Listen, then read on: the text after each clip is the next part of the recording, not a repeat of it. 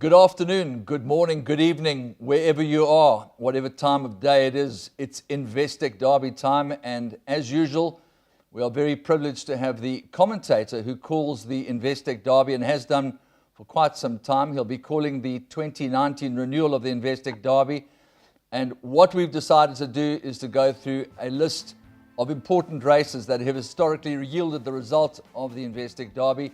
But now that you've been kept in suspense, Simon HOLT is the man that we're talking to, and thank you as always for your time, Simon.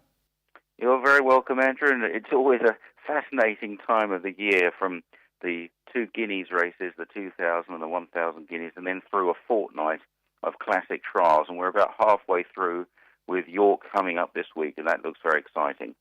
Obviously, yesterday when we chatted, you were driving back from France, and you revealed that in that particular Guineas, there was nothing really that caught the eye as a potential Investec Derby winner.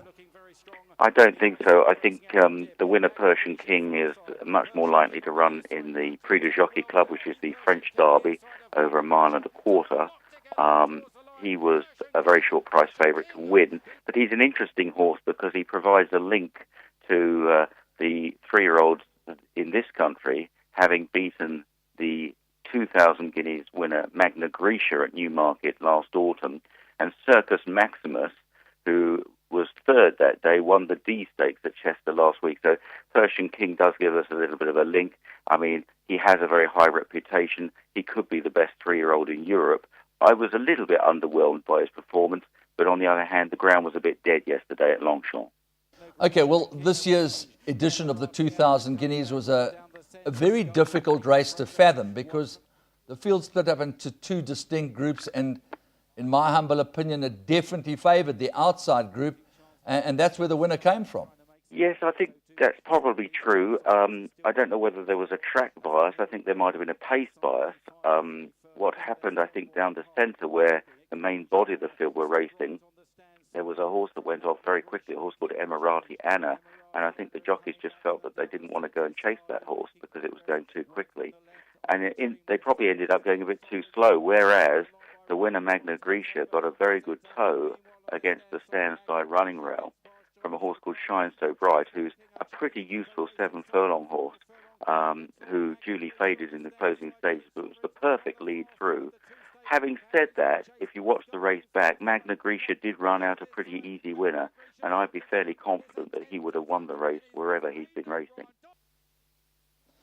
Well, I mean, it just reiterates the enormous power of the O'Brien Yard, because just about every single trial that has been run, from Chester to Derrinstown to Newmarket, they're just winning them all. Too Darn Hot obviously hails from a very powerful stable and is the favourite for this week's Dante, which obviously we'll discuss today week.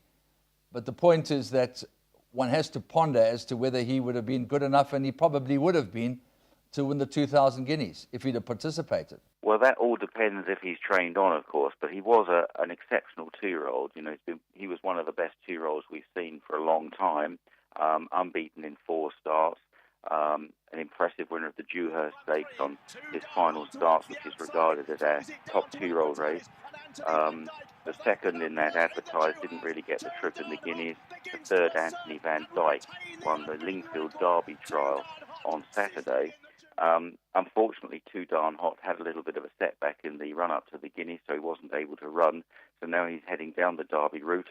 And the Dante will reveal a good deal, I think, as to how he's trained on. On pedigree, he's by Dubawi out of a very high-class race mare called Dare Me, who stayed 1.5 miles.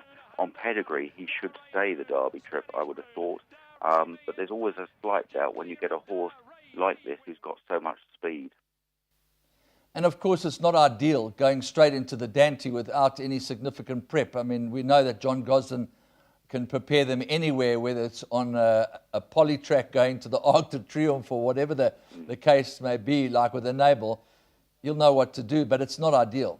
Well, it's not ideal that the horse had a setback, and you just have to trust that he was over that. I mean, trainers are notoriously shy about giving you the exact details of what's gone wrong, but I think there's time. If he's got him sort of 90% ready for the Dante, that could be just about perfect for running in the Derby 2.5 weeks later. But it does look, and we've seen various trials in the last week or so, on paper, this does look the strongest one, and that is often the case with the Dante. If you had to say which of the trials, including the 2,000 guineas, was the best trial over the years, you'd probably say it was the Dante. And it does look a very strong field for Thursday's race.